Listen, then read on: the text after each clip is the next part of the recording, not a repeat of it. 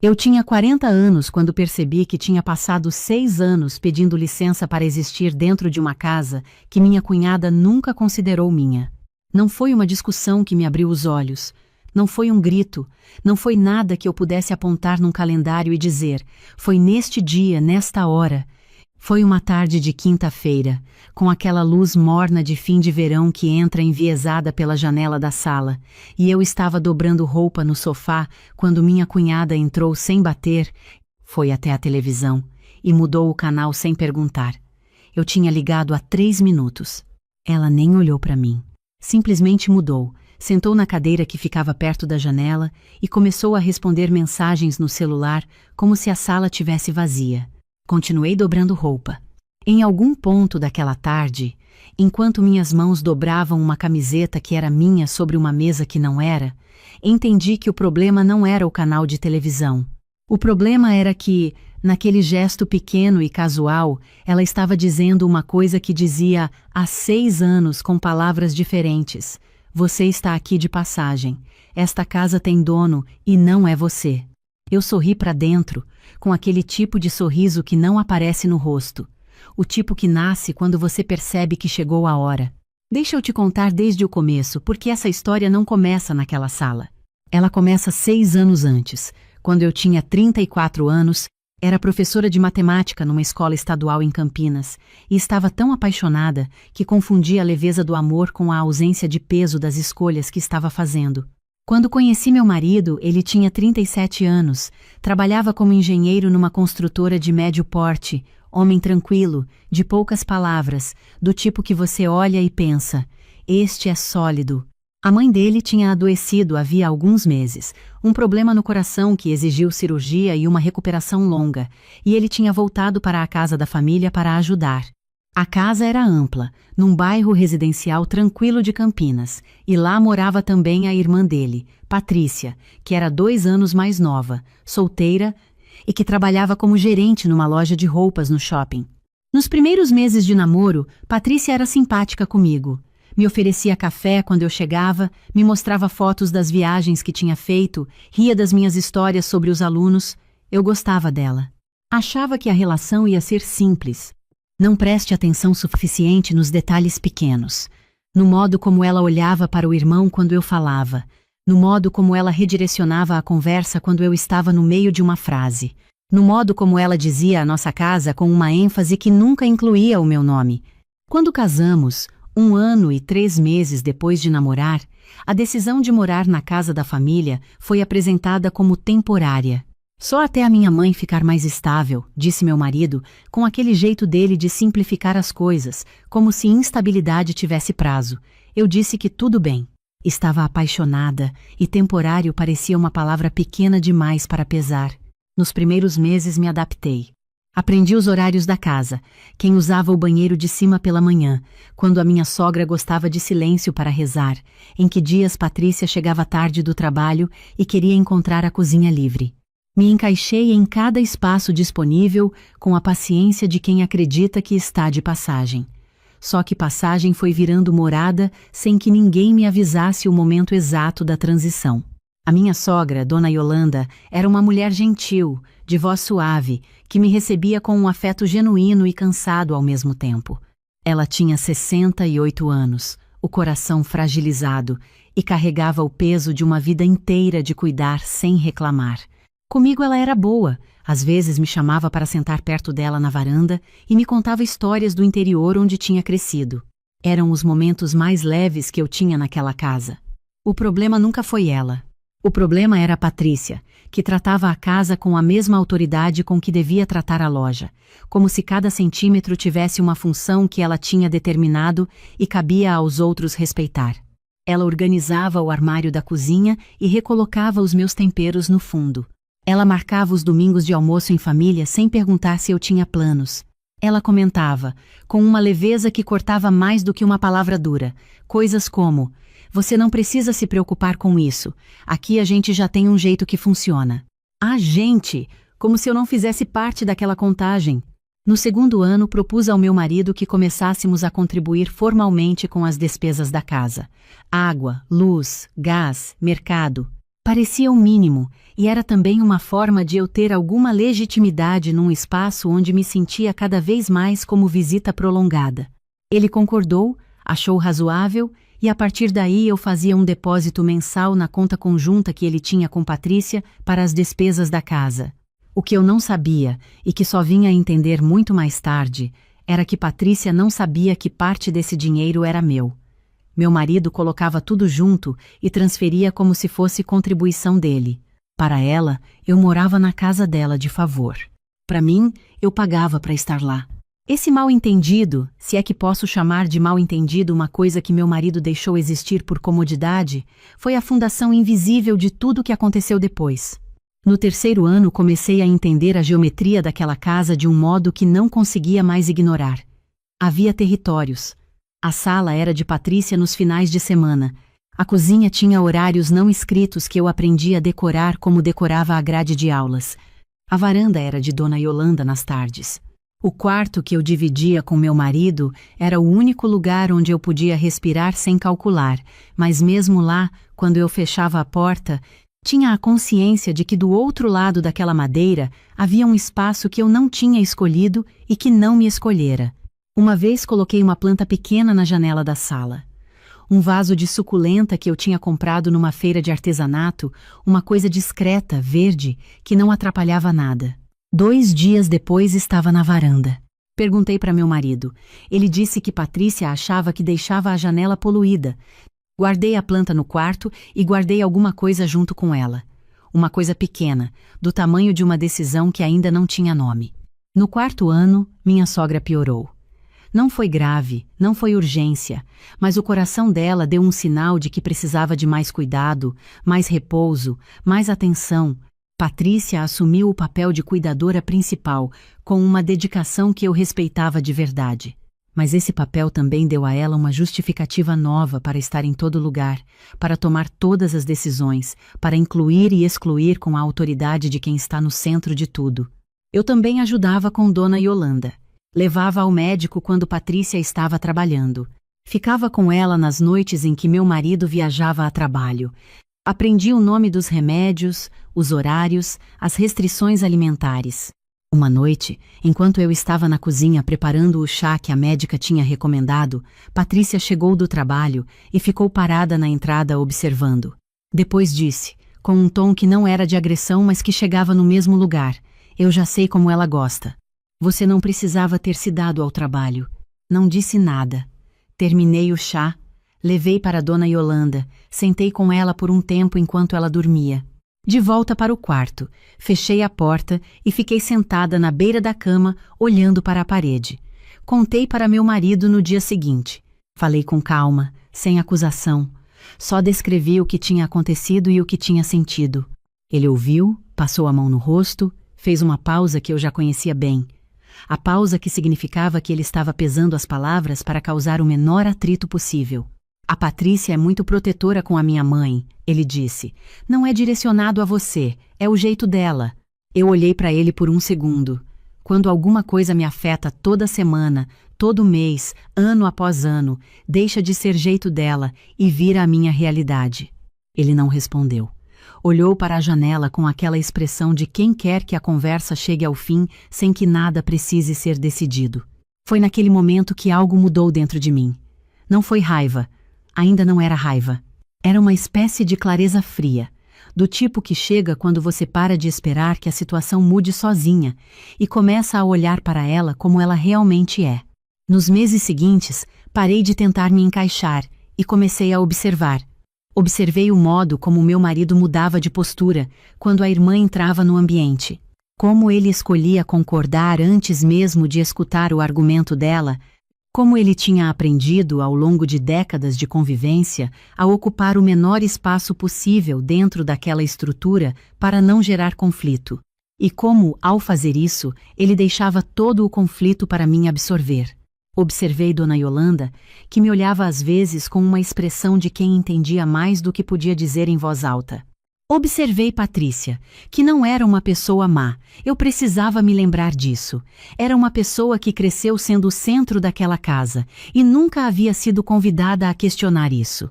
e observei a mim mesma, com uma honestidade que doeu. Eu tinha ficado porque amava meu marido e esse amor era real. Tinha ficado porque acreditava que as coisas iam mudar, que ele ia crescer dentro da relação, que com tempo e paciência o espaço que me cabia ia se expandir. Mas também tinha ficado porque saída exige energia, e energia é escassa quando você dá aula para 30 adolescentes todos os dias, corrige prova à noite e ainda chega em casa tendo que negociar cada metro da própria presença. No 5º ano, comecei a guardar dinheiro com uma intenção diferente. Eu sempre fui de poupar. Filha de pai que faliu quando eu tinha 12 anos e mãe que segurou a casa com disciplina e silêncio, aprendi desde cedo que dinheiro guardado é uma forma de voz que você não precisa pedir emprestado para ninguém. Mas até aquele momento eu poupava sem destino claro, uma reserva, uma segurança abstrata. A partir daquele ano, comecei a poupar com um endereço, em mente. Não sabia ainda qual endereço, só sabia que precisava de um. Meu salário de professora tinha crescido nos últimos anos. Tinha feito pós-graduação em educação especial, o que me deu um adicional. Assumi coordenação diária no turno da tarde. Meu marido sabia que eu guardava, mas nunca perguntou quanto. Assumia que era reserva para emergência médica ou viagem. Nunca imaginou o que estava sendo construído em silêncio, mês a mês, com a mesma disciplina que eu usava para explicar equação de 2º grau para aluno que dizia que não conseguia entender. No fim do 5º ano, o comentário da televisão aconteceu. Eu tinha ligado o televisor, estava dobrando roupa, Patrícia entrou, mudou o canal, sentou, nem me olhou. Esse episódio não foi o pior que vivi naqueles anos, mas encontrou o terreno pronto, porque eu já estava diferente por dentro. Aquela noite, depois que todos dormiram, abri o aplicativo do banco no celular e olhei para os números por um tempo longo. Era mais do que eu dava crédito a mim mesma, muito mais. Fechei o aplicativo, fiquei olhando para o teto e pensei: está na hora. Comecei a pesquisar imóveis do jeito que faço tudo, com método. Primeiro entendi o mercado de Campinas, depois ampliei para cidades na região, Valinhos, Vinhedo, Itatiba, Jundiaí. Fui a visitas nos finais de semana, dizendo que estava indo encontrar uma colega da pós-graduação ou que tinha compromisso de trabalho. Não era mentira inteira, era seleção de informação. No 3º mês de pesquisa, fui ver um apartamento em Valinhos que não me convenceu. Depois um sobrado em Jundiaí que era grande demais. Quase desisti de sair numa tarde de sábado em que estava chovendo e eu não tinha dormido bem, mas saí. O imóvel era uma casa térrea, num bairro residencial tranquilo de Vinhedo, a 35 minutos de Campinas. 2 quartos, sala com pé direito alto, cozinha aberta para uma área coberta nos fundos, quintal com uma figueira antiga no canto. Havia também, nos fundos do quintal, um estúdio separado, com banheiro, entrada independente e uma janela ampla que dava para o jardim. O corretor disse que o espaço tinha funcionado como ateliê de uma artista por anos. Ele falou sobre o potencial de locação daquele estúdio com uma objetividade profissional. Disse que naquela região, espaços assim eram procurados por profissionais liberais, professores particulares, terapeutas, que facilmente se alugava entre 1.800 e 2.400 por mês. Eu ouvi e fiz as contas na cabeça enquanto ele ainda estava falando. Precisei de 2 semanas para decidir. Não porque estava insegura sobre o imóvel. Estava insegura sobre o que a decisão significava para tudo o mais. Liguei para minha irmã mais velha, que mora em Ribeirão Preto, e foi a única pessoa em quem confiei aquele segredo. Ela ouviu tudo, ficou um momento em silêncio e disse: "Você já tomou a decisão. Está só procurando permissão. E você não precisa de permissão de..." Eu tinha 40 anos quando percebi que tinha passado 6 anos pedindo licença para existir dentro de uma casa que minha cunhada nunca considerou minha. Não foi uma discussão que me abriu os olhos. Não foi um grito. Não foi nada que eu pudesse apontar num calendário e dizer: foi neste dia, nesta hora. Foi uma tarde de quinta-feira, com aquela luz morna de fim de verão que entra enviesada pela janela da sala, e eu estava dobrando roupa no sofá quando minha cunhada entrou sem bater, foi até a televisão e mudou o canal sem perguntar. Eu tinha ligado há 3 minutos. Ela nem olhou para mim. Simplesmente mudou, sentou na cadeira que ficava perto da janela e começou a responder mensagens no celular como se a sala tivesse vazia. Continuei dobrando roupa. Em algum ponto daquela tarde, enquanto minhas mãos dobravam uma camiseta que era minha sobre uma mesa que não era, entendi que o problema não era o canal de televisão. O problema era que, naquele gesto pequeno e casual, ela estava dizendo uma coisa que dizia há 6 anos com palavras diferentes. Você está aqui de passagem. Esta casa tem dono e não é você. Eu sorri para dentro, com aquele tipo de sorriso que não aparece no rosto. O tipo que nasce quando você percebe que chegou a hora. Deixa eu te contar desde o começo, porque essa história não começa naquela sala. Ela começa 6 anos antes, quando eu tinha 34 anos, era professora de matemática numa escola estadual em Campinas, e estava tão apaixonada que confundia a leveza do amor com a ausência de peso das escolhas que estava fazendo. Quando conheci meu marido, ele tinha 37 anos, trabalhava como engenheiro numa construtora de médio porte, homem tranquilo, de poucas palavras, do tipo que você olha e pensa, este é sólido. A mãe dele tinha adoecido havia alguns meses, um problema no coração que exigiu cirurgia e uma recuperação longa, e ele tinha voltado para a casa da família para ajudar. A casa era ampla, num bairro residencial tranquilo de Campinas, e lá morava também a irmã dele, Patrícia, que era 2 anos mais nova, solteira e que trabalhava como gerente numa loja de roupas no shopping. Nos primeiros meses de namoro, Patrícia era simpática comigo. Me oferecia café quando eu chegava, me mostrava fotos das viagens que tinha feito, ria das minhas histórias sobre os alunos. Eu gostava dela. Achava que a relação ia ser simples. Não preste atenção suficiente nos detalhes pequenos. No modo como ela olhava para o irmão quando eu falava. No modo como ela redirecionava a conversa quando eu estava no meio de uma frase. No modo como ela dizia a nossa casa com uma ênfase que nunca incluía o meu nome. Quando casamos, 1 ano e 3 meses depois de namorar, a decisão de morar na casa da família foi apresentada como temporária. Só até a minha mãe ficar mais estável, disse meu marido, com aquele jeito dele de simplificar as coisas, como se instabilidade tivesse prazo. Eu disse que tudo bem. Estava apaixonada, e temporário parecia uma palavra pequena demais para pesar. Nos primeiros meses me adaptei. Aprendi os horários da casa, quem usava o banheiro de cima pela manhã, quando a minha sogra gostava de silêncio para rezar, em que dias Patrícia chegava tarde do trabalho e queria encontrar a cozinha livre. Me encaixei em cada espaço disponível com a paciência de quem acredita que está de passagem. Só que passagem foi virando morada sem que ninguém me avisasse o momento exato da transição. A minha sogra, Dona Yolanda, era uma mulher gentil, de voz suave, que me recebia com um afeto genuíno e cansado ao mesmo tempo. Ela tinha 68 anos, o coração fragilizado, e carregava o peso de uma vida inteira de cuidar sem reclamar. Comigo ela era boa, às vezes me chamava para sentar perto dela na varanda e me contava histórias do interior onde tinha crescido. Eram os momentos mais leves que eu tinha naquela casa. O problema nunca foi ela. O problema era a Patrícia, que tratava a casa com a mesma autoridade com que devia tratar a loja, como se cada centímetro tivesse uma função que ela tinha determinado e cabia aos outros respeitar.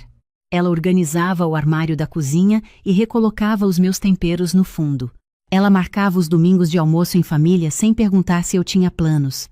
Ela comentava, com uma leveza que cortava mais do que uma palavra dura, coisas como: você não precisa se preocupar com isso, aqui a gente já tem um jeito que funciona.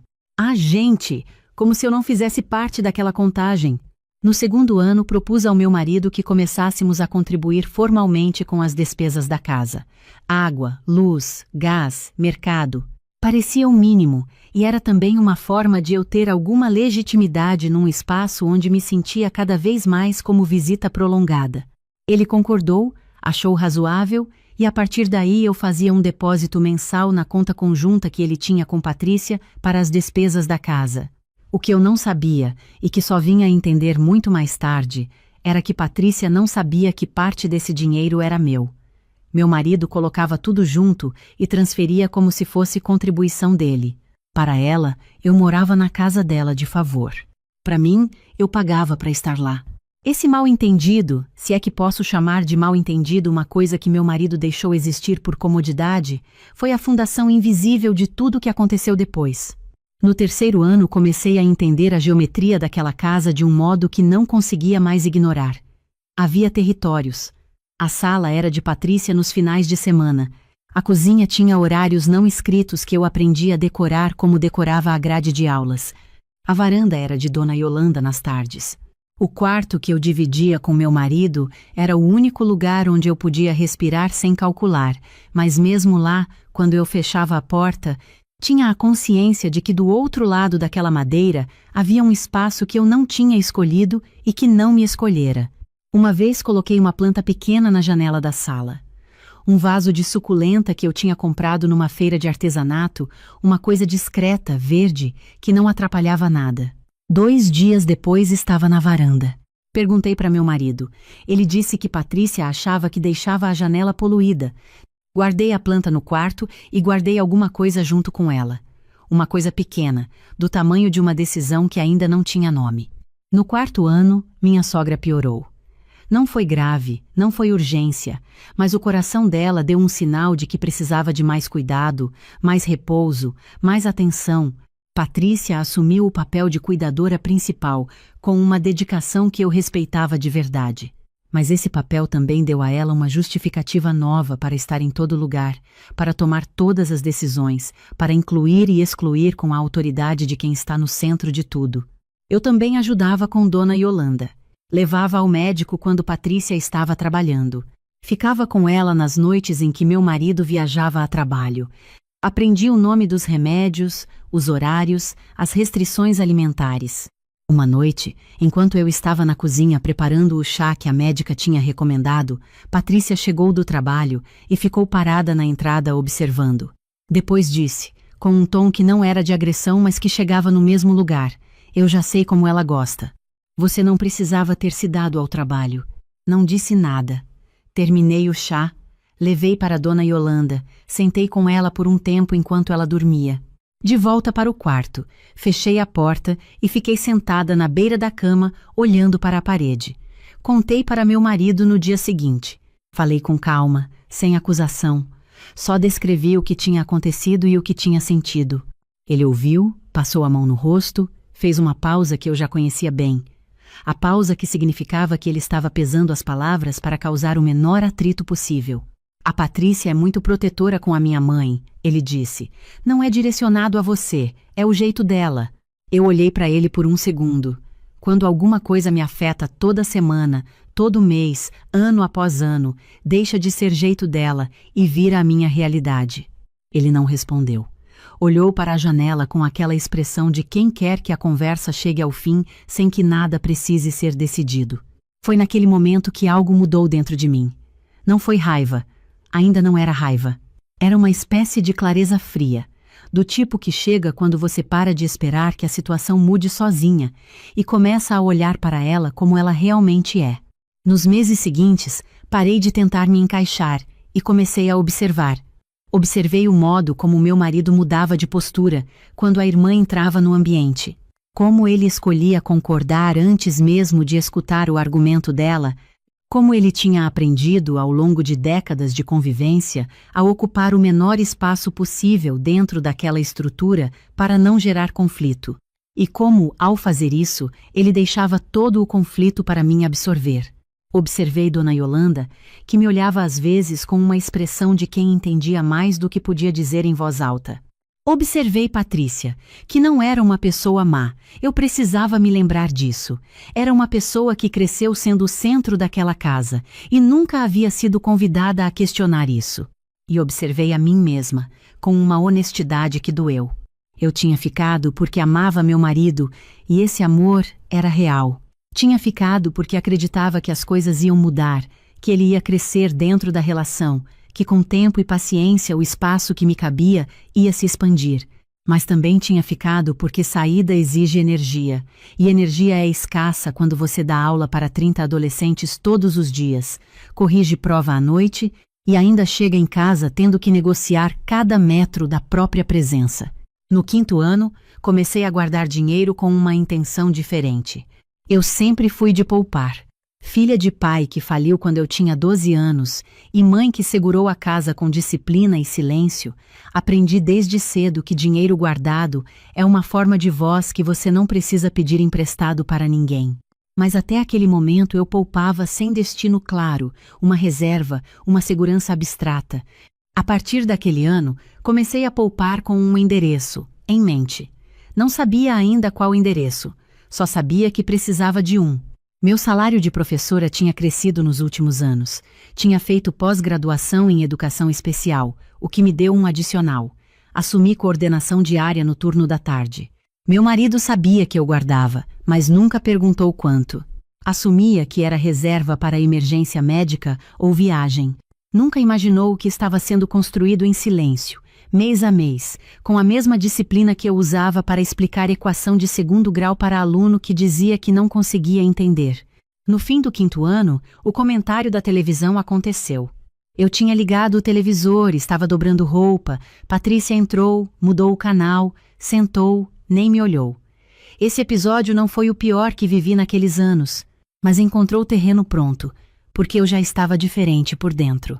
Aquela noite, depois que todos dormiram, abri o aplicativo do banco no celular e olhei para os números por um tempo longo. Era mais do que eu dava crédito a mim mesma, muito mais. Fechei o aplicativo, fiquei olhando para o teto e pensei: está na hora. Comecei a pesquisar imóveis do jeito que faço tudo, com método. Primeiro entendi o mercado de Campinas, depois ampliei para cidades na região: Valinhos, Vinhedo, Itatiba, Jundiaí. Fui a visitas nos finais de semana, dizendo que estava indo encontrar uma colega da pós-graduação ou que tinha compromisso de trabalho. Não era mentira inteira, era seleção de informação. No 3º mês de pesquisa, fui ver um apartamento em Valinhos que não me convenceu. Depois um sobrado em Jundiaí que era grande demais. Quase desisti de sair numa tarde de sábado em que estava chovendo e eu não tinha dormido bem, mas saí. O imóvel era uma casa térrea, num bairro residencial tranquilo de Vinhedo, a 35 minutos de Campinas. 2 quartos, sala com pé direito alto, cozinha aberta para uma área coberta nos fundos, quintal com uma figueira antiga no canto. Havia também, nos fundos do quintal, um estúdio separado, com banheiro, entrada independente e uma janela ampla que dava para o jardim. O corretor disse que o espaço tinha funcionado como ateliê de uma artista por anos. Ele falou sobre o potencial de locação daquele estúdio com uma objetividade profissional. Disse que naquela região, espaços assim eram procurados por profissionais liberais, professores particulares, terapeutas, que facilmente se alugava entre 1.800 e 2.400 por mês. Eu ouvi e fiz as contas na cabeça enquanto ele ainda estava falando. Precisei de 2 semanas para decidir. Não porque estava insegura sobre o imóvel. Estava insegura sobre o que a decisão significava para tudo o mais. Liguei para minha irmã mais velha, que mora em Ribeirão Preto, e foi a única pessoa em quem confiei aquele segredo. Ela ouviu tudo, ficou um momento em silêncio e disse: "Você já tomou a decisão. Está só procurando permissão. E você não precisa de permissão de ninguém para isso." Ela estava certa. Assinei o contrato numa terça-feira de tarde, durante uma janela entre aulas. Saí do cartório com a pasta de documentos no braço, entrei no meu carro, liguei o ar-condicionado e fiquei parada no estacionamento por alguns minutos sem conseguir sair. Não estava chorando. Estava sentindo uma coisa que demorei a nomear. Depois entendi o que era. Era a sensação de ter chão que não balança. Não contei para meu marido naquele dia. Voltei para casa, jantamos os 4, Patrícia falou sobre uma promoção que tinha na loja. Dona Yolanda comeu pouco e foi dormir cedo. Meu marido me perguntou se estava cansada porque eu estava quieta. Disse que não, que era só o fim do mês na escola, sempre corrido. Dormi com a pasta de documentos dentro da minha bolsa de trabalho. Nos dias seguintes, comecei a planejar a reforma pequena que o imóvel precisava. A pintura precisava ser refeita, a cozinha queria um azulejo novo, o banheiro do quarto maior precisava de reparos no encanamento. Contratei um profissional por indicação do corretor, um homem experiente que entendia o que eu queria sem que eu precisasse explicar 2 vezes. Combinamos que os trabalhos aconteceriam durante a semana, nos horários em que eu estava na escola. Não havia razão para explicar para ninguém o que estava sendo feito num imóvel que existia somente no meu nome. A área coberta nos fundos foi o espaço que planejei com mais cuidado. Queria uma mesa longa, cadeiras confortáveis, luz que durava até a noite.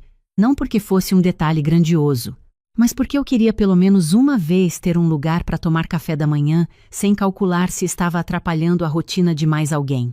Enquanto isso, fui tirando minhas coisas da casa devagar. Toda semana uma sacola discreta. Primeiro os documentos, diplomas, contratos, certidões, depois itens de valor afetivo. Cadernos de anotação que guardo desde a faculdade. Cartas da minha mãe que ficavam no fundo da gaveta do criado mudo. Uma foto emoldurada da minha formatura que estava no alto do guarda-roupa.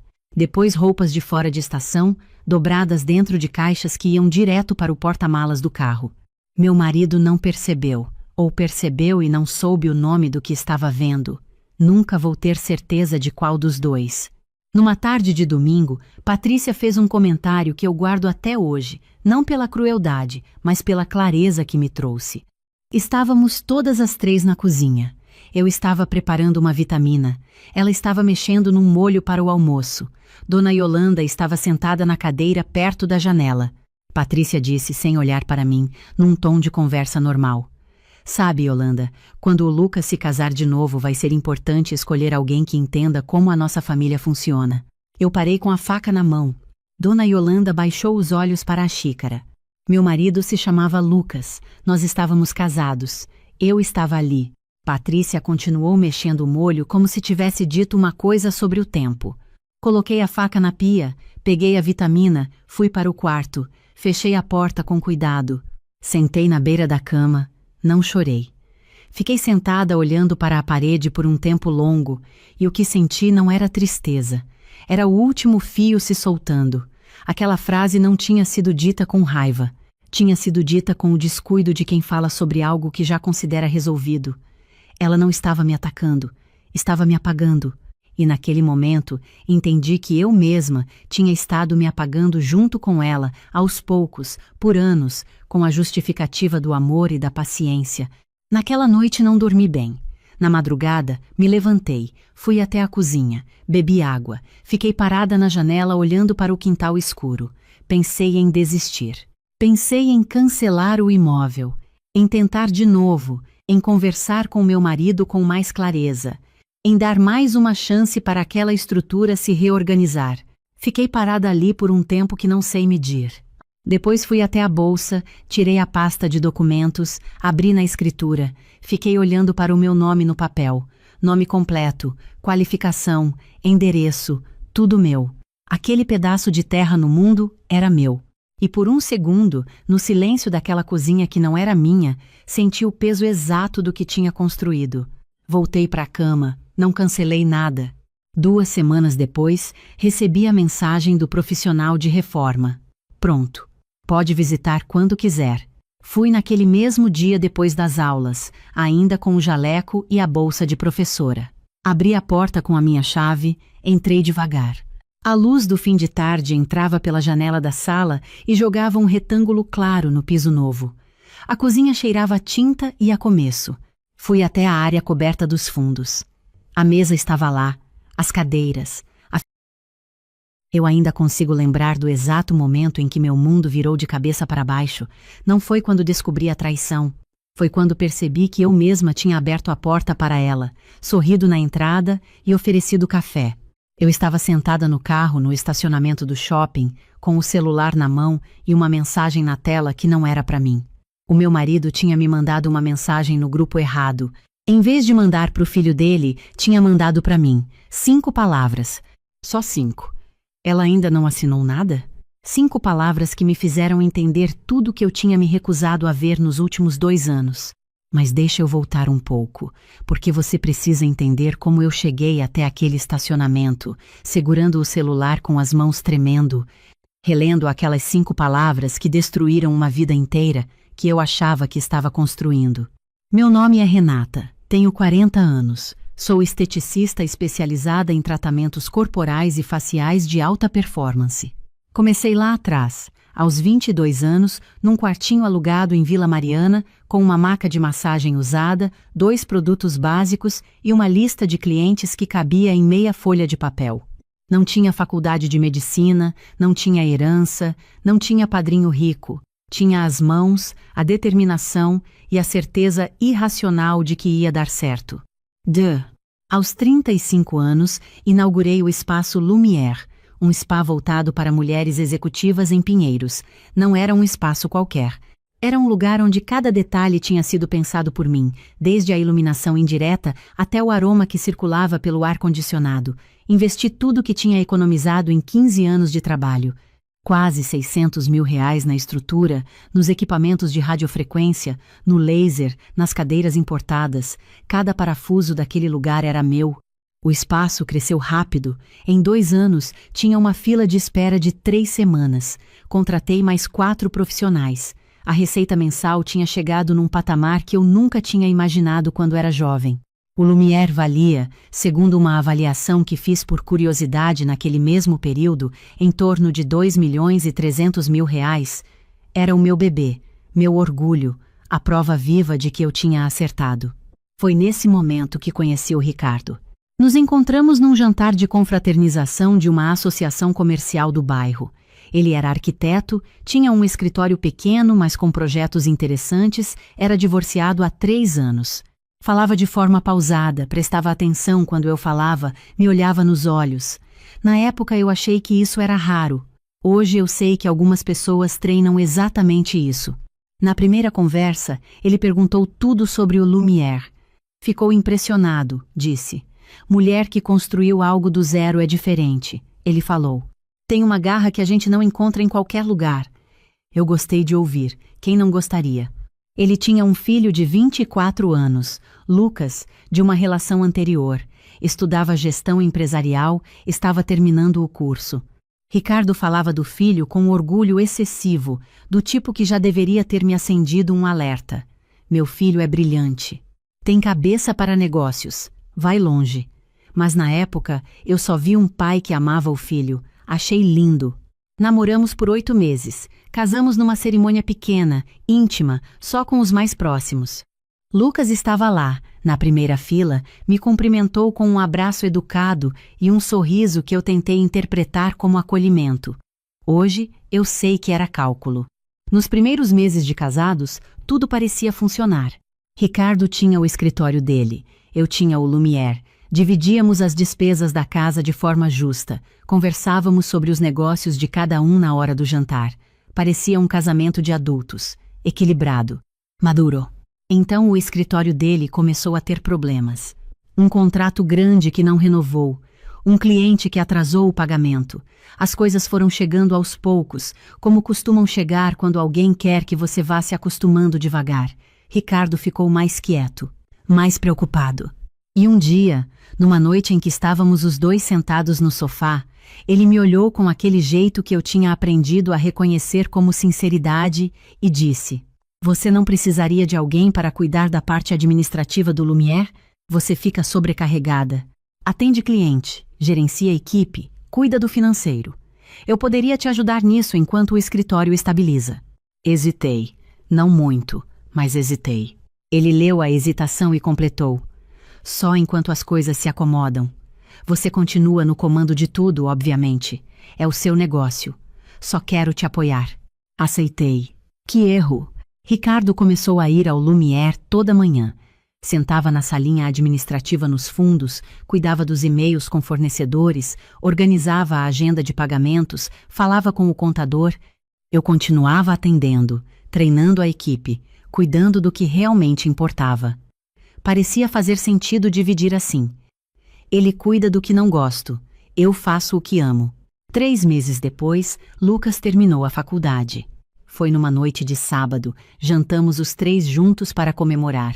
Ricardo abriu uma garrafa de vinho que eu nunca tinha visto na adega. Boa, cara, claramente guardada para uma ocasião especial. Brindes, discurso emocionado do pai, foto para os 3 juntos. No final do jantar, quando eu já estava relaxada e satisfeita, Ricardo largou de forma casual, como quem menciona algo sem importância. Amor, Eu estava pensando. O Lucas é formado em gestão. O Lumière está crescendo. E você sempre reclama que a parte de redes sociais e comunicação fica largada. E se ele viesse ajudar nisso por um tempo, enquanto procura emprego na área? Olhei para o Lucas. Ele me olhou de volta com uma expressão que eu definiria agora como estrategicamente neutra. Nem ansioso demais, nem indiferente. Calibrado. Eu disse que ia pensar. Ricardo disse que tudo bem, sem pressão. Lucas disse que entendia completamente se eu não me sentisse confortável, afinal era meu espaço. Aquela última frase deveria ter me parado. Ele sabia exatamente o que dizer para me desarmar. 2 semanas depois, Lucas estava no Lumière 3 vezes por semana, cuidando do Instagram, do Google, das avaliações online. Os números melhoraram, o perfil ficou mais bonito. Eu fui ficando confortável. E então, lentamente, como uma maré que sobe sem que você perceba, as coisas foram mudando. Lucas começou a ir todos os dias. Começou a participar das conversas com fornecedores. Começou a sugerir mudanças em procedimentos, na precificação, nos protocolos de atendimento. Sempre com uma justificativa racional, sempre embalada em benefício para mim. Você está trabalhando demais. Isso aqui vai otimizar seu tempo. Os clientes vão adorar. E eu estava tão ocupada que deixava passar. Coisas pequenas que sozinhas não significavam nada. Juntas, eram uma estratégia. Lucas passou a se referir ao Lumière como nosso espaço quando falava com fornecedores. Ricardo começou a assinar e-mails como diretor administrativo, um título que nunca tinha sido formalizado. A planilha financeira que eu sempre tive acesso foi migrada para um sistema novo que só Ricardo sabia operar completamente. É mais moderno, ele disse. Você não precisa se preocupar com isso. Eu deveria ter me preocupado. 3 semanas antes de tudo vir à tona, Ricardo me apresentou uma pilha de documentos. Disse que era atualização de registro na Receita Federal, adequação ao novo regime tributário, coisa burocrática que o contador tinha pedido. Precisa da sua assinatura em alguns lugares. Eu olhei os documentos por cima, vi palavras que reconhecia: CNPJ, razão social, endereço fiscal. Peguei a caneta. Parei. Não sei o que me fez parar. Talvez cansaço de sempre assinar sem ler. Talvez um fio de desconforto que vinha crescendo há semanas, sem que eu soubesse nomear. Falei que ia ler com calma no fim de semana. Ricardo disse tudo bem, sem pressa. Mas vi alguma coisa passar pelo rosto dele quando eu disse isso. Rápida, imperceptível, mas eu vi. Os documentos ficaram na gaveta da minha mesa no Lumière. Na terça-feira seguinte, eu estava no shopping comprando um presente para uma amiga quando o celular vibrou. Mensagem do Ricardo. Abri sem pensar, como a gente abre mensagem de marido, e li. Ela ainda não assinou nada? 5 palavras. Fiquei olhando para a tela por tempo suficiente para uma vendedora perguntar se eu estava bem. Disse que sim. Saí da loja, fui até o carro, sentei, tranquei as portas e reli a mensagem. Ela. Não você. Não amor. Ela. You era ela. Ele tinha mandado para mim o que era para mandar pro Lucas. Fiquei sentada naquele carro por 40 minutos. Não chorei, não liguei para ninguém. Só fiquei sentada, sentindo uma clareza gelada se espalhando pelo corpo inteiro, aquele tipo de clareza que chega quando você para de tentar explicar as coisas para si mesma e finalmente aceita o que sempre soube. Fui até o Lumière naquela tarde mais cedo do que o esperado. Sabia que na terça à tarde, Ricardo costumava sair para reuniões externas. Lucas ficava. Entrei pela porta dos fundos, como sempre faço quando não quero ser anunciada pela recepção, e fui direto para a salinha administrativa. Lucas estava de costas, no computador. Não me ouviu entrar. Eu ia anunciar minha presença, como sempre faço, mas algo me fez parar no corredor, o mesmo instinto de 3 semanas atrás, quando não assinei os documentos. Parei e ouvi. Ele estava numa ligação no Viva Voz, volume baixo. A voz do outro lado era do Ricardo. Pai, ela foi ao shopping hoje de manhã. Aproveitei para verificar a gaveta. Os documentos ainda estão lá, sem assinar. A resposta do Ricardo. Eu sei. Ela me respondeu ontem dizendo que ia ler com calma. Acho que ficou desconfiada de alguma coisa. Lucas, com aquele tom que eu conhecia como tranquilidade e que agora entendi como frieza. Então precisa acelerar. Quanto tempo temos antes que o contador note que a alteração societária não foi registrada? Alteração societária. Eu precisei apoiar a mão na parede. Ricardo, o contador é meu, não vai notar nada que eu não queira que note. Mas o prazo do contrato com o grupo de expansão é daqui a 30 dias. Se a gente não tiver a documentação assinada até lá, perdemos a janela. Grupo de expansão. Contrato. 30 dias. Lucas, e se ela recusar assinar mesmo depois que a gente apresentar como reformulação societária necessária para o crescimento? Ricardo, com uma voz que eu nunca tinha ouvido nele, calculista, sem afeto nenhum. Ela não vai recusar. Eu sei como ela pensa. Se eu apresentar como estratégia de crescimento, como algo que vai valorizar o negócio dela, ela vai confiar. Sempre confia. É o ponto fraco dela. Silêncio de alguns segundos. Lucas. E quando ela descobrir que eu virei sócio com 35% sem ter investido nada? Ricardo. Aí já vai ser tarde. Com você como sócio e eu como diretor administrativo com poderes de representação, a gente vota pela contratação dela como prestadora de serviços.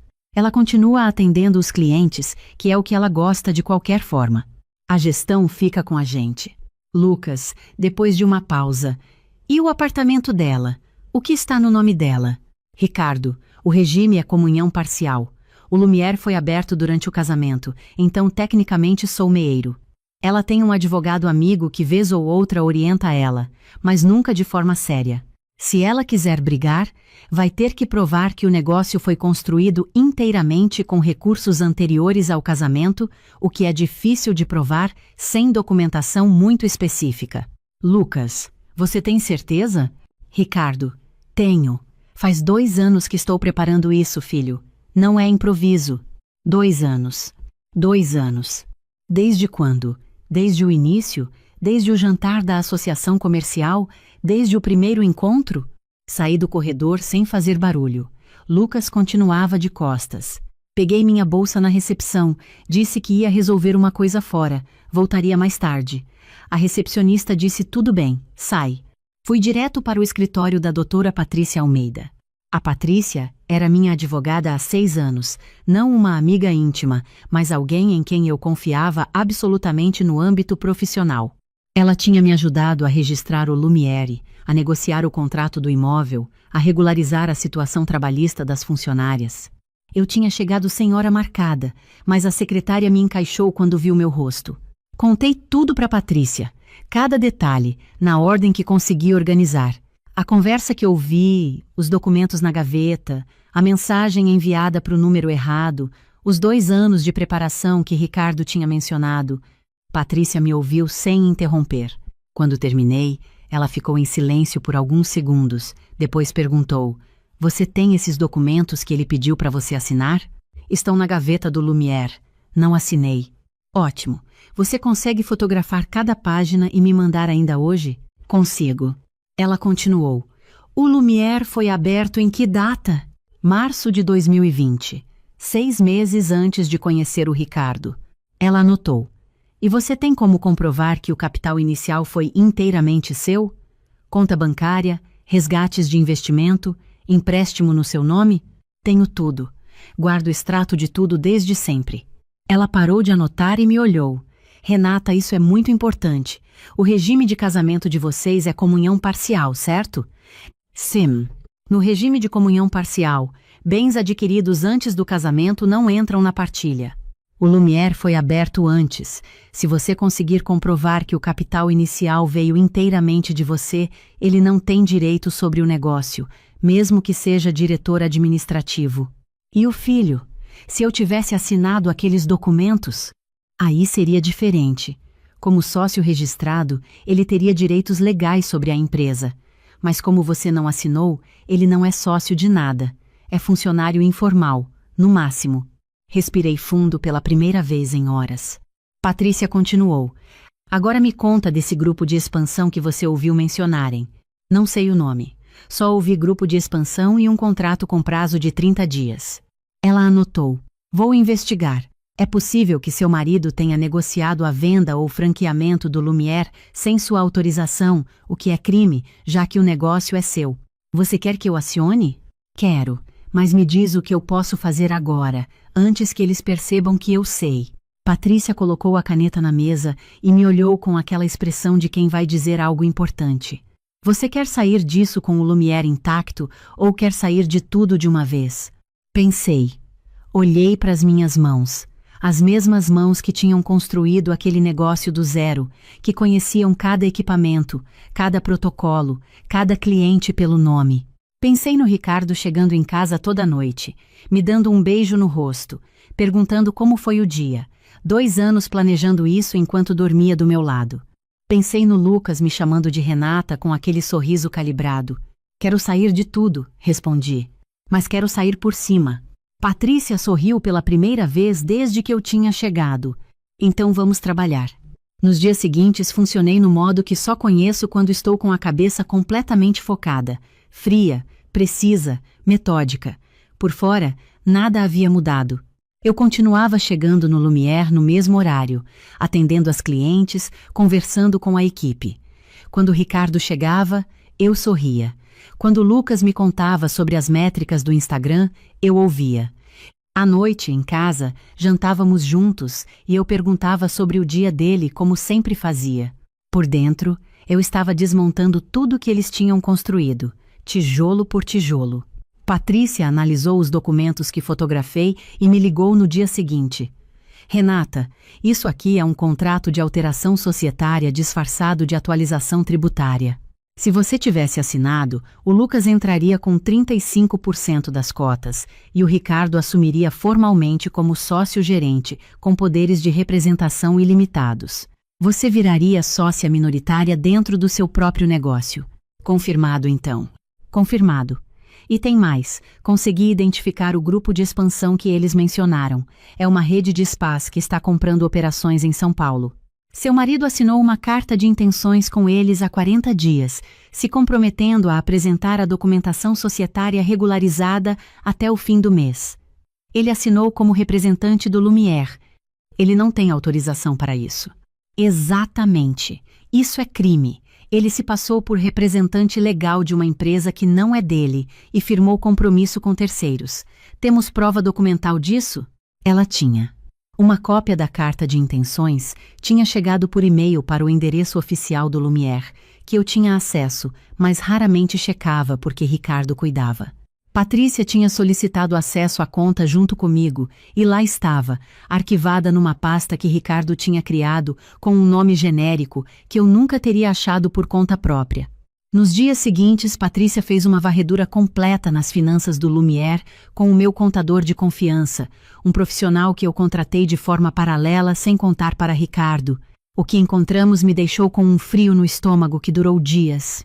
Durante 21 meses, Ricardo tinha feito retiradas recorrentes da conta operacional do Lumière. Valores entre R$2.000 e R$8.000 por vez, sempre com justificativas plausíveis na descrição. Manutenção de equipamento, custo de consultoria, despesa de marketing. Sozinhos, passariam despercebidos. Somados, chegavam a R$143 mil. R$143 mil que tinham saído do meu negócio e ido para onde eu não conseguia rastrear sem uma perícia contábil formal. Documentei tudo. Salvei em 4 lugares diferentes, incluindo um HD externo que guardei na casa da minha irmã. Na sexta-feira daquela semana, Patrícia me ligou com uma notícia que mudou o meu plano. Renata, surgiu uma oportunidade. Aquela mesma rede de expansão que seu marido tentou negociar, a Forma, Bem-Estar, entrou em contato direto com o Lumière, pelo e-mail oficial. Eles querem muito o espaço, a localização, a carteira de clientes, a reputação. Seu marido prometeu a eles algo que ele não tinha como entregar. Mas você pode entregar, da forma certa. Explica. Eles querem comprar a operação. Não a carta de intenção informal que seu marido assinou, mas um contrato real, com você como proprietária legal, com toda a documentação em ordem. Eu já conversei com o jurídico deles. Estão dispostos a pagar R$2.700.000. Você continua atendendo no espaço como profissional associada se quiser, sem vínculo de gestão. 2.700.000. Eu fiquei em silêncio por alguns segundos. Patrícia continuou.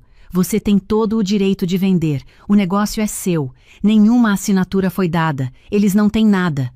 E se vender antes que Ricardo perceba o que está acontecendo, ele não vai ter tempo de agir judicialmente para tentar bloquear nada. Quando posso assinar? Segunda-feira, se você quiser.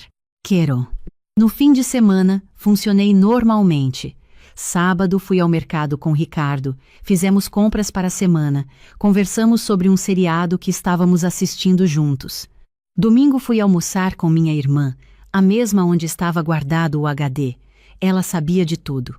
Me olhou por cima da mesa de almoço e perguntou se eu estava bem. Disse que estava, e estava, de uma forma estranha, densa, anestesiada. Na segunda-feira de manhã, cheguei ao escritório da Patrícia às 8 horas.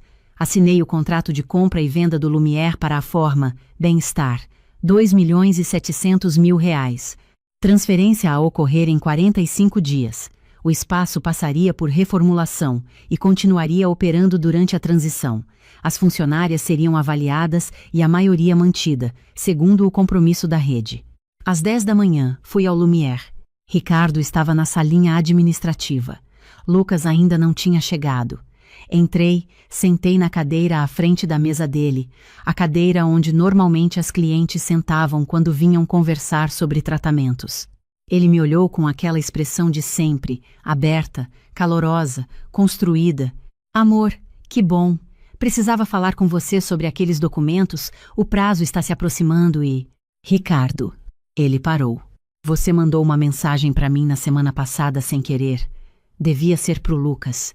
Vi a cor sair do rosto dele em tempo real. Ela ainda não assinou nada? Repeti de memória. 5 palavras. Eu sou ela. Ele abriu a boca. Fechou. Tentou começar uma frase. Renata, isso não é o que você... É exatamente o que eu estou pensando, eu disse. E provavelmente muito mais do que você imagina que eu sei. Fiz uma pausa. Não por efeito dramático, porque precisava respirar. Sei da carta de intenções que você assinou com a forma Bem-Estar se passando por representante legal de um negócio que não é seu. Sei dos documentos que você preparou para transformar o Lucas em sócio sem o meu conhecimento real. Sei dos R$143.000 que saíram da conta do Lumière nos últimos 21 meses, para destinos que você vai ter que explicar para uma perícia contábil. E sei que você está planejando isso há pelo menos 2 anos. Ele estava completamente branco. Continuei. Eu ouvi você e o Lucas conversando aqui na semana passada. Cada palavra sobre como eu sou o ponto fraco de mim mesma.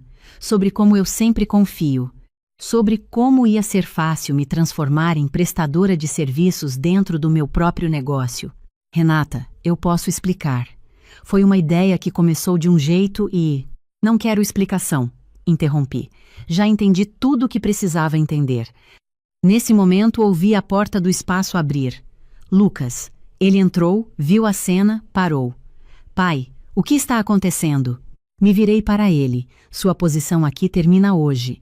Você vai receber uma notificação formal de encerramento de vínculo. Não é uma decisão emocional, é administrativa. Este espaço tem uma nova gestão a partir de agora e você não faz parte dela. Ele me olhou com aquela expressão que eu tinha levado 2 anos para decodificar. Renata, eu só estava tentando ajudar meu pai a construir algo. Você estava tentando tomar algo que eu construí, respondi. Existe uma diferença. Ricardo se levantou. Renata, você não pode simplesmente nos tirar daqui. Eu sou seu marido. Tenho direitos sobre este negócio. Olhei para ele com a calma que me surpreendia a mim mesma. O Lumière foi aberto em março de 2020, 6 meses antes de nos conhecermos. O capital inicial veio inteiramente de contas bancárias no meu nome, de resgates de investimentos que eu tinha há anos, tudo documentado. No regime de comunhão parcial, isso significa que o negócio é inteiramente meu. Você não tem direito sobre ele. Ele apertou a mandíbula. Vou contestar isso judicialmente. Pode tentar, mas antes que você faça isso, precisa saber de uma coisa. Respirei. Eu vendi o Lumière esta manhã, contrato assinado. Transferência em 45 dias, para a mesma rede com quem você tentou negociar sem a minha autorização. A diferença é que eu negociei com documentação real como proprietária legal, e eles ficaram muito felizes em fazer o negócio do jeito certo. Lucas sentou na cadeira mais próxima como se as pernas tivessem pedido licença. Ricardo me olhou com uma expressão que eu nunca tinha visto nele. Não era raiva, era incredulidade, genuína. Você não pode ter feito isso. Fiz. E também conversei com minha advogada sobre a carta de intenções que você assinou se passando por mim. Isso tem nome jurídico, Ricardo. Minha advogada já sabe de tudo. O que acontece a partir daqui depende de você. Ele ficou em silêncio. Sobre os R$ 143 mil desviados nos últimos 21 meses, você tem duas opções. Devolve de forma parcelada dentro de um acordo que minha advogada vai formalizar, ou eu levo para a justiça com tudo documentado. Você decide. Peguei a bolsa. Meus papéis de divórcio vão ser entregues pelo escritório da Patrícia ainda esta semana. Sugiro que você contrate um advogado decente. Vai precisar. Caminhei em direção à saída. A recepcionista me olhou com uma expressão de quem não sabe o que aconteceu, mas percebe que foi importante. Eu sorri para ela, um sorriso real, porque eu gostava genuinamente daquela mulher que tinha trabalhado comigo por 3 anos. Saís au Lumière pela última vez, como proprietária. Nas semanas seguintes, o silêncio que eu esperava não veio. Ricardo tentou ligar. Bloqueei. Mandou e-mail. Encaminhei para Patrícia. A ex-mulher dele, mãe do Lucas, me mandou mensagem dizendo que eu estava destruindo uma família por orgulho. Bloqueei também. A irmã do Ricardo me abordou num mercado um dia, disse que família resolve as coisas conversando. Eu disse, com toda a gentileza que consegui reunir, que conversas só funcionam quando ambos os lados estão sendo honestos, e desejei um bom dia para ela. O divórcio foi mais rápido do que eu esperava. Ricardo não tinha como contestar a propriedade do Lumière e sabia disso. Com as provas das fraudes financeiras e da carta de intenções assinada indevidamente, a posição dele era juridicamente frágil. Devolveu os 143 mil em parcelas, dentro do acordo que Patrícia formulou, para evitar o processo criminal. Lucas foi procurar emprego. A história tinha circulado discretamente na rede de spas e espaços de bem-estar de São Paulo, porque o mercado é menor do que parece. Não encontrou portas abertas no setor. Precisou mudar de área. A forma, bem-estar, cumpriu o contrato. A transferência aconteceu no prazo. As funcionárias que trabalhavam de verdade foram mantidas, a maioria delas. O espaço foi reformado, ganhou uma identidade nova, mas a base que eu tinha construído continuou lá. Com os 2.700.000, paguei o que faltava do apartamento que estava no meu nome desde antes do casamento. Guardei uma parte em investimento. E com o restante, fiz algo que nunca tinha imaginado que faria tão cedo na vida. Abri um espaço novo. Menor. Muito menor. Num bairro diferente. Mais tranquilo, no Brooklyn. Só eu e 2 profissionais de absoluta confiança. Sem salinha administrativa, sem gerente, sem filho de ninguém cuidando de redes sociais. Eu mesma cuido de tudo. E o que não consigo fazer sozinha. Contrato de fora por demanda. A agenda encheu em 3 semanas. As clientes me seguiram. Muitas delas me mandaram mensagens quando souberam da venda do Lumière, perguntando o que tinha acontecido, dizendo que iam sentir falta. Quando abri o novo espaço, apareceram. Porque a relação não era com o endereço, era comigo. Às vezes alguém me pergunta se foi muito drástico, se não poderia ter resolvido de outro jeito, conversado, dado uma segunda chance. E eu sempre respondo com honestidade, não. Porque o que eles estavam fazendo não era um erro, não era uma decisão ruim tomada num momento difícil. Era um plano, com etapas. Executado ao longo de 2 anos, com frieza, enquanto eu servia jantar, lavava os lençóis e achava que estava construindo uma vida. Quando alguém te trata como obstáculo em vez de como parceira, não existe conversa que resolva isso, porque o problema não é um desentendimento. O problema é que para eles, você não é gente. Você é um recurso a ser administrado. E quando você finalmente entende isso, a única resposta inteligente é tirar o recurso de alcance. Eles queriam Lumière. O vendi. Eles queriam me transformar em funcionária do meu próprio negócio. Eu saí e abri outro. Eles apostaram que eu era ingênua o suficiente para assinar qualquer coisa que colocassem na minha frente. Eu não assinei nada sem ler cada linha. E o mais importante, apostaram que eu precisava deles, que ia aceitar o que viesse porque tinha medo de estar sozinha, de recomeçar, de não conseguir sem alguém ao lado. Não precisava. Nunca precisei. Hoje, quando passo em frente ao endereço onde o Lumière funcionou, e às vezes passo porque fica na mesma rua que meu fornecedor de produtos, vejo a nova fachada, o novo nome, as novas plantas na entrada. Não sinto tristeza. Sinto uma coisa que levei um tempo para identificar, mas que hoje reconheço sem dificuldade. Alívio. Porque aquele lugar deixou de ser meu no momento em que eles decidiram que ia ser deles. O que eu levei comigo quando saí era o único ativo que nenhum contrato poderia transferir e nenhum juiz poderia dividir. A competência que me trouxe até lá. A reputação que construí em 15 anos. E a clareza de saber exatamente quanto eu valho sem precisar que ninguém me confirme isso. Isso eles nunca vão ter.